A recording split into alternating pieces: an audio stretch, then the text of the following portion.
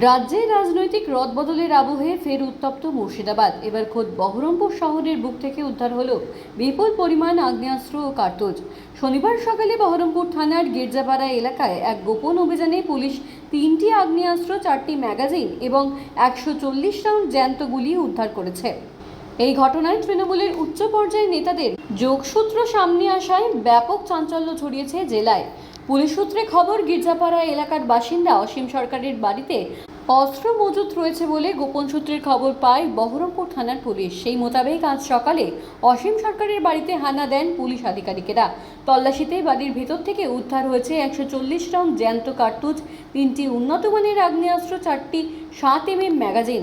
পুলিশের প্রাথমিক অনুমান, এলাকায় বড়সড় সন্ত্রাস ছড়ানোর লক্ষ্যেই এই বিপুল পরিমাণ অস্ত্র মজুত করা হয়েছিল। ধৃত অসীম সরকার স্থানীয় এক প্রভাবশালী তৃণমূল নেতার ঘনিষ্ঠ হিসেবে পরিচিত।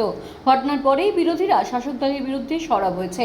তাদের অভিযোগ, এলাকাকে অশান্ত করতেই এই অস্ত্র ভাণ্ডার গড়ে তোলা হয়েছিল। অন্যদিকে তৃণমূল নেতৃত্বের পক্ষ থেকে এই বিষয়ে এখনো কোনো আনুষ্ঠানিক প্রতিক্রিয়া পাওয়া যায়নি। মুর্শিদাবাদ পুলিশ জেলার ডিএসপি সূর্যবংশী উদ্ধার হওয়া অস্ত্র ও গুলি প্রদর্শন করেন।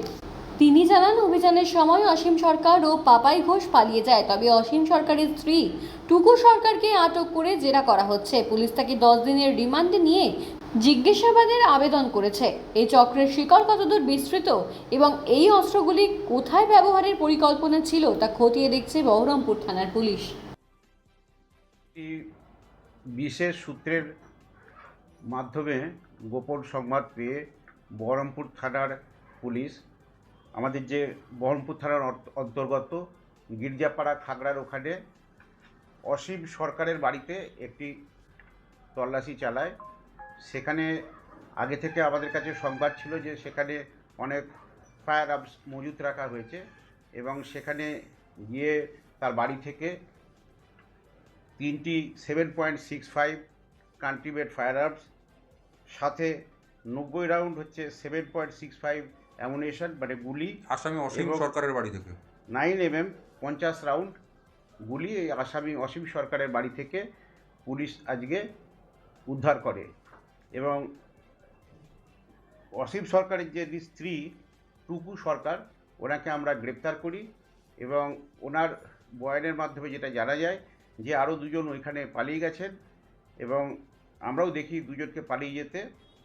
টুকু সরকার যেটা জানিয়েছেন যে ওই দুজন যিনি পালিয়ে গেছেন তাদের মধ্যে একজনের নাম পাপাই ঘোষ, যার বাড়ি কুঞ্জঘাটা, এবং আরেকজনের ওনার স্বামী, যার নাম হচ্ছে অসীম সরকার। তাদেরকে এই টুকু সরকারকে আমরা আজকে কোর্টে প্রডিউস করছি এবং আমরা 10 দিনের জন্য পুলিশ হেফাজতে আমরা নিচ্ছি। এরকম আমরা প্রিলিমিনারি পেয়েছি, আমরা এটা তদন্ত করছি। অসীম সরকার কি করতো, পেশায় কি? অসীম সরকার ওই পপাই সরকারের অ্যাসোসিয়েট, এবং পেশায় কি সেটার জন্য আরও আমরা বিস্তারিত যাচ্ছি। ওর ওয়াইফে কাজের সঙ্গে যুক্ত ছিল না? ওখানে না, ওর ওয়াইফের নলেজেই এটা ছিল এবং ওয়াইফের পুরো নলেজে থাকা অবস্থাতেই সে রেখেছিল এবং ওয়াইফ জানতো পুরো ব্যাপারটাই। এই আর্মস এগুলো কি কাজে ব্যবহার করতে পার? এটা আমাদের যতদূর মানে খবর পেয়েছি, এই আর্মসগুলো কোনো এলাকাতে টেরোরাইজ করা বা তাতে কোনো ক্রাইম করা ভবিষ্যতে লোকালিটিতে, সেটার জন্য হয়তো ব্যবহৃত হতো। এগুলো আসামি অসীম সরকারের বাড়ি থেকে পাওয়া গেছে। আর এইগুলোর ভিতরে যেগুলো আছে, ডেসক্রিপশানটাগুলো আমি বলে দিই।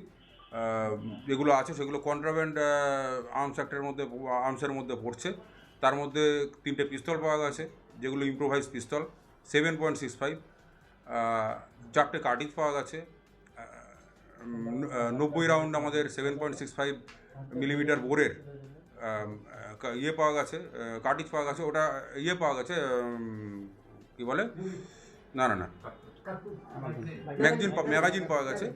আর 50 রাউন্ড 9mm বোরের কার্টিজ পাওয়া গেছে।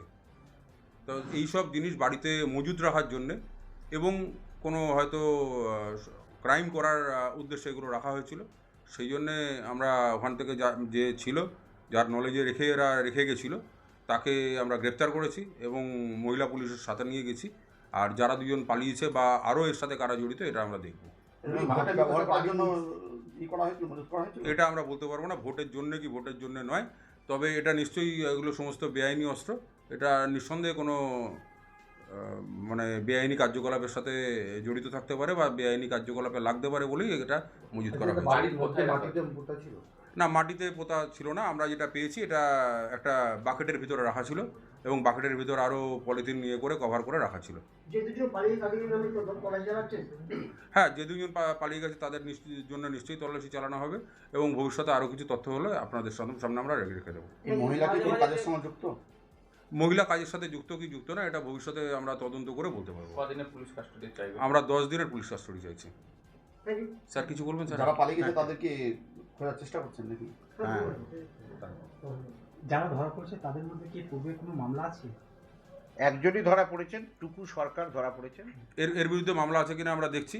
আর পপাই ঘোষের এগেনস্টে পূর্বে মামলা আছে, সেগুলো আমরা লিস্ট করছি, পুরো লিস্ট আপ করছি। আরও দেখছি যে যার বাড়ি মানে অরুণ সরকার, ডাকনাম কুচু, তার বাড়িতে তার এগেনস্টেও কোনো মামলা অতীত হয়েছে কিনা সেটা আমরা দেখে নিচ্ছি রেকর্ড থেকে। তাদের বয়স কত হয়েছে? যিনি অ্যারেস্ট হয়েছেন টুকু সরকার, ওনার 33 বছর বয়স, আর ওনার স্বামী অসীম সরকার, ওনার বয়স 37-38-এর মতন হবে, আর পাপাই ঘোষের 40-42 এরকম হবে। Thank you.